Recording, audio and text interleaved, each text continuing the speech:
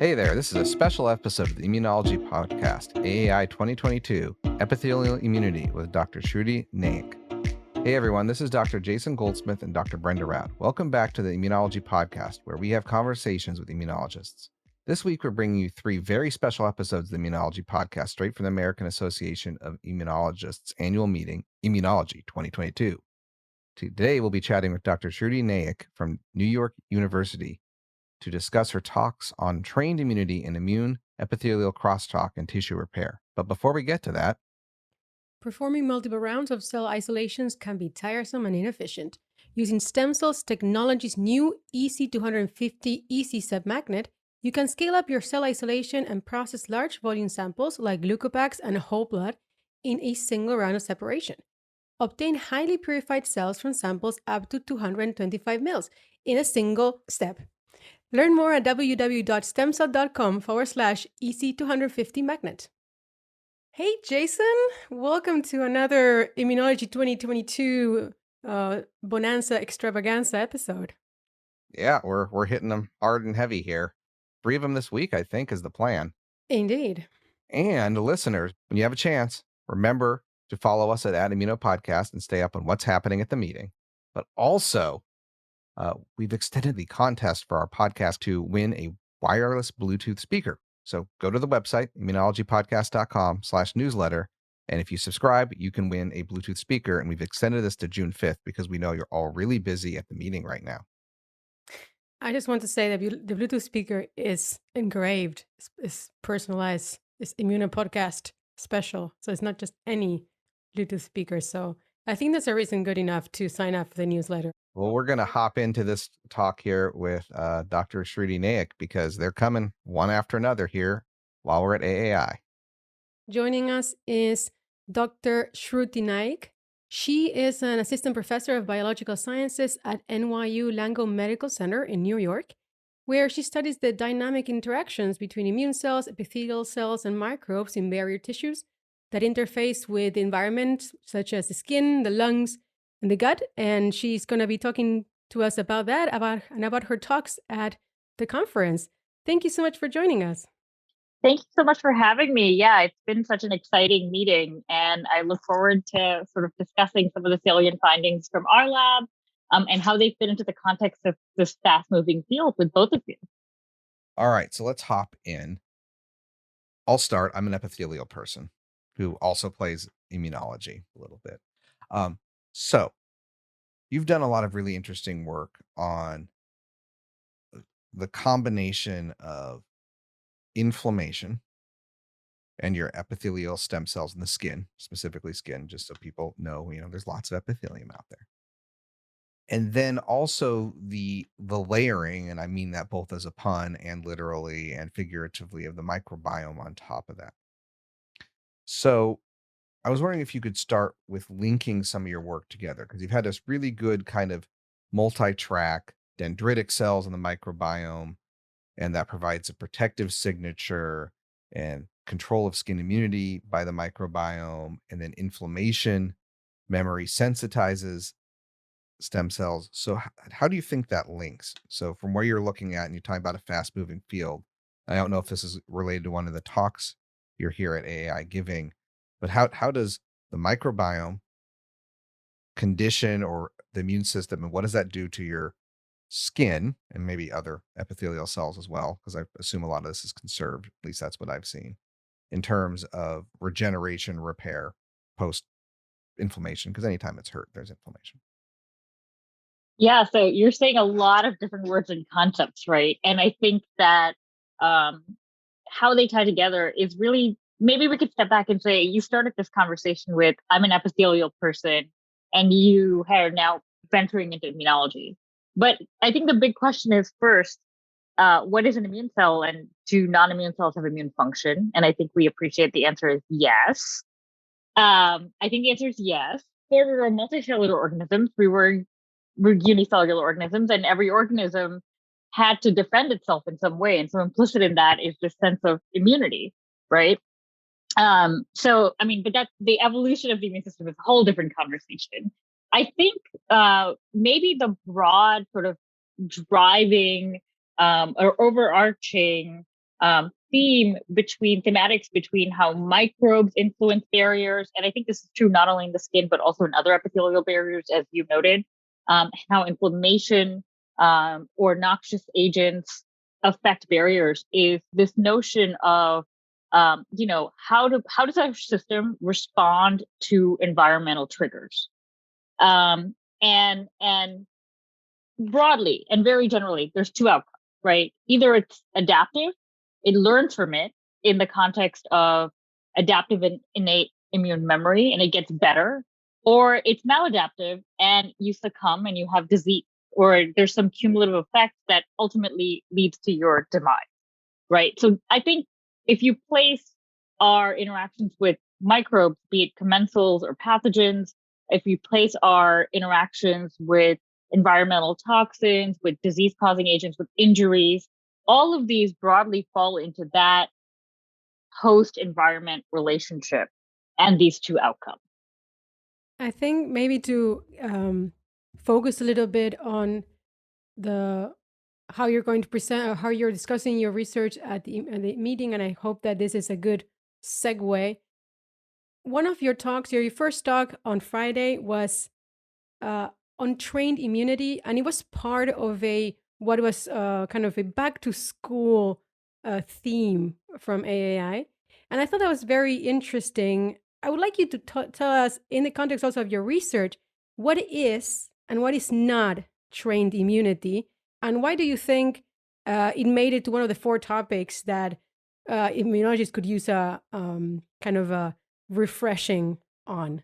Right. So this idea of memory is something that has captivated immunologists, right, from the very start of our field. And I would say, going back even 100 years, there was a lot of clinical evidence of trained immunity, which is, there's many words for this: non-specific memory, immune priming, adaptation. But the molecular basis of these phenomena were not known. And actually, immunity in plants gave us some of the first hints of how they occur. So tobacco plants, for instance, when you have a virus infect or bacteria, I can't recall exactly what the pathogen is. Let's say pathogen. Okay, let's pathogen infect one part of the tobacco plant. After the tobacco plant overcomes this infection, it acquires systemic resistance. So a different part of that plant is now resistant. And so that became sort of the foundation upon which this field of trained immunity or immune priming really came to be. And in my talk, I sort of walked through the history of that field and how it unfolded and is continuing to unfold in the past, 10 to 15 years. So I think the first molecular works were done by the Metcalf lab in macrophages, really elegantly demonstrating that macrophages have this non-specific adaptation to microbial triggers. It occurs really at the level of the epigenome. And then in the 2010s, Mihai Neta and many others came along and really coined this term, inflammatory training or trained immunity, right? And I talk about what their seminal findings were and how monocytes and circulating cells have these adaptations. And then I really sort of launched into where our group's work and many others entered the field, which was this notion that if you're thinking about how memory is retained over long periods, it's going to have to be contained within long-lived cells, right? Just by logic, the short-lived cells die off. Even if they're entrained, they're going to die off. So folks have really started taking a step back and saying, let's look at the progenitors. So our work really, took memory to that dimension, which is, how does trained immunity or immune priming last long term? And the other sort of big question we broached was, can cells outside the hematopoietic system remember inflammation? So those are sort of the salient points upon which I discuss in my sort of back to school session. So in terms of that and being able to retain memory, right? There's lots of ways to do this. Obviously, you have to live, which you pointed out. And then you think about, there's VDJ recombination for adaptive immunity. That's pretty clearly a way to long-term store something, which is change your DNA. But have you guys started looking at epigenetic changes, or what else is the mechanisms behind maintaining this memory outside of like VDJ recombination and that story? But like what's maintaining, how is the memory being encoded in an energy efficient way long term in long lived cells? Yeah, so adaptive immune cells, right, that undergo VDJ recombination, and then you have a receptor that's selected for it. And so the memory is at a population level, right? Here, we actually think that that may be happening, but the inherent mechanism of non-specific adaptation is this change or epigenetic priming of certain stress-related loci. So in epithelial stem cells, in naive epithelial stem cells, and I must say in SPF mice that are tested super clean facilities, right? These loci are really tightly wound and inaccessible. And then you have this, we find that you have this inflammatory stimuli that essentially allows for accessibility of these loci. During a primary response, you have this dramatic transcriptional response, of course. During inflammation, there's pathology, there's tissue responses. But then when inflammation subsides, a fraction of these sort of inflammatory loci never revert back to their pre-inflamed state. They maintain a sense of sort of accessibility. And then when you have a secondary trigger, what happens is this enables any inflammatory transcription factors to be recruited much faster and to have a more rapid response. So you essentially, we think the memory is passed on via this poising of chromatin status and enabling a more rapid transcriptional response. You have also studied the effect on epithelial inflammation, and you have a couple also very recent publication in which you're looking to the differentiated epidermal cells and how this relates to inflamed skin. Can you please talk to us about this part of your research, how there's a crosstalk in the context of skin? Yeah, so, I think this is the other really exciting field that's moving forward, right? This notion that immune cells talk to all the cells of the tissue and they're not acting in sort of isolation. And decoding that conversation both from the perspective of the immune cell, which is what are the mediators that are being secreted, how those mediators are regulating, but also from the perspective of the cells of the tissue. And so we do this, and I'm gonna talk about this actually in my talk for the ICIS session, which happens later on today. We do this in the context of tissue repair because my lab is really interested. One of the other areas my lab is extremely interested in is how we rebuild tissues after infection, inflammation, after damage. Ultimately, this is, in my opinion, and admittedly biased opinion, at the crux of all human disease, because every disease, no matter inflammation-induced, metabolic, neurodegenerative, they all really ultimately damage tissues and compromise organ function. And rebuilding tissues, repairing tissues is thus an integral part of any condition, any deviation from homeostasis, right? So that's sort of why we study these things. But what we actually, mechanistically or getting down into sort of a little bit more detail do is look at how immune cells interact with stem cells or mesenchymal cells. And the talk I'm going to give later today is about this conversation between immune cells that patrol the skin. So if I come and biopsy either of your skin, there's going to be tons of immune cells there. This is the basis of immune surveillance, right? And we wondered what happens if you have a cut, a scrape, an injury. How do these cells respond? Do they participate in repair? And turns out we find that there are really a lot of dynamic shifts that occur really swiftly, very rapidly, in contrast to sort of the classical view that, if you have an infection, the immune response takes 7 days to mount, and you have this very defined population of cells that comes out. This acute response following injury is quite heterogeneous. And then we home in on a type 17 program across many different cell types that is critical for this. And we start digging into exactly how interleukin 17, which happens to be a key mediator of this, promotes the process of re-epithelialization or making new epithelia, new tissue, which is essentially the process of repair. So we're starting to really decode the molecular mechanisms and programs within epithelial cells that sort of promote this process. And I will say it's not the usual suspect. So what we found, and I think people are going to have to come to my talk to figure that out, is IL-17 induces very unexpected and new programs.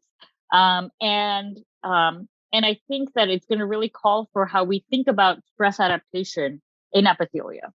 To hop on that, you talk about Th17, which I know your lab is going deep down into. When I think tissue repair, injury, I think the classic zebrafish experiments with macrophages, which you watch the macrophage like run over here, and then immediately, for people who haven't seen it, like these zebrafish are transparent, and so you can have or translucent, and you can have them tagged with all types of fluorophores. So you can actually cut a little bit of a tail in this translucent zebrafish, watch the macrophage that was in some other part of the body run to the site of injury, not 7 days later, but pretty dang quick. And that they've shown that's really important for tissue repair. In that context, I think we've also talked to people and read some papers about fibroblast matrices being really important, and macrophages relaying that out like crazy little construction. Yeah. How does the Th17 part link in with the kind of what I think of, I don't want to say classical, but I guess more well mapped out macrophage tissue repair path that's not the not adaptive, not 7 to 10 days later, but how does that mesh up? Yeah, so it's interesting, right? Because I think first you have to think about how and I'm going to only speak about epithelial tissues because I think the rules are very different depending on which tissue you examine, right?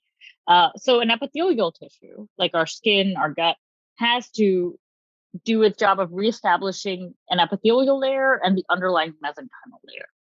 And those two things have to happen sort of simultaneously. And this is where I think the broad strokes of we need macrophages for reestablishing, as you said, the granular layer, the ECM, are really critical. We need, we're realizing Th17 cells and likely other signals for reestablishing the epithelial layer, as we're finding, really critical. How and when all of these things happen in concert at a tissue scale, I think is still to be decoded. And in fact, I think there's a lot of work to be done on how macrophages interact with these sort of immune surveilling adaptive immune cells or homeostatic resident cells in the skin. So I think these are really open and exciting questions that hopefully either our lab or some lab will get to. All right. And then a quick follow-up. Is your lab strayed at all outside of skin into other epithelial cells yet? I ask because I'm a gut person, but I spend a bunch of time looking at skin literature because sometimes the skin people know things that are also true in the gut, but no one's bothered to look. And that's a really nice paper. Yeah, no, we do. So we are looking at sort of intestinal repair as well, because the skin is sort of the tissue that's been historically studied for repair. It's a very accessible tissue, makes a good model, right? But as you know, studying the gut is really complicated and challenging. And I think that exactly what you're saying, which is paralleling, defining unique and universal modes of tissue repair. What are the things that are conserved? What are the things that are going to be tissue specific or insult specific? Those are kind of the questions that we're interested in answering. So yeah, we are starting to venture more into the gut, maybe the lung. We'll see. Again, I think it all depends on who joins your lab, what their interests are, how that fits with thematically your interests. But yeah, I think you're spot on in that assessment. I've got to ask then, real quick: do adult skin cells, revert to stem cells like gut and lung cells seem to? Because that's something that's been discovered in about the last years in the gut. Yeah. Ophaire's work is really beautiful in the reversion. It's sort of interesting because I don't want to say yes or no. I think that's likely going to be a conserved phenomenon, but it has not been described. What I can say is that when you look at inflammatory moments, you see this enhancement of stem cell programs.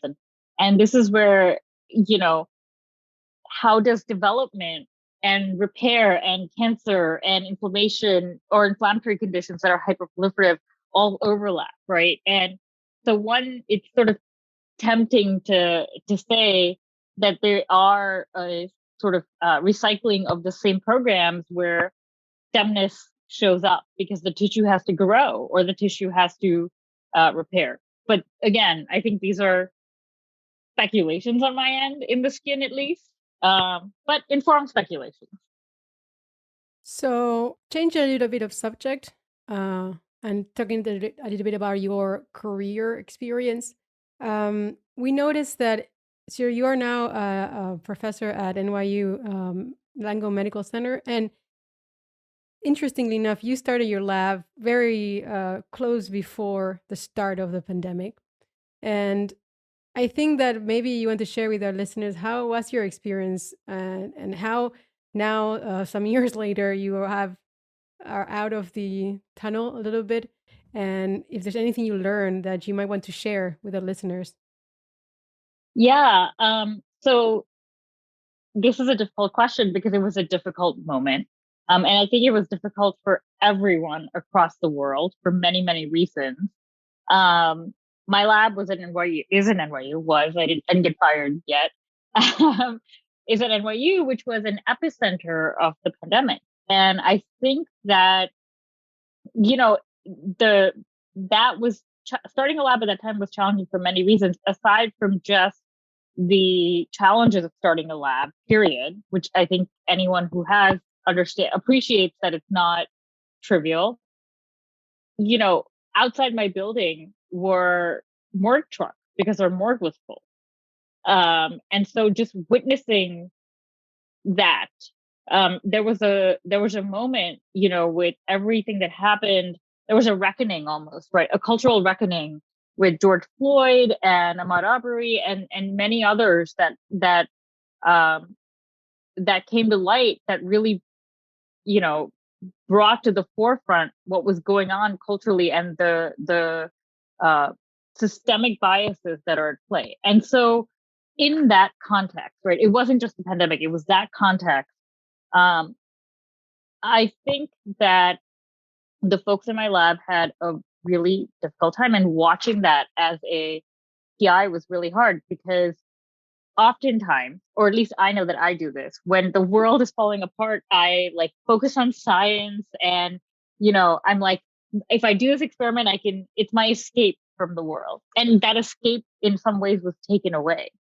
And so I felt palpably the emotional pressure, the professional pressure on myself and also on my trainees. But I will say that if there was any silver lining, it was that I realized the group that I work with is remarkable.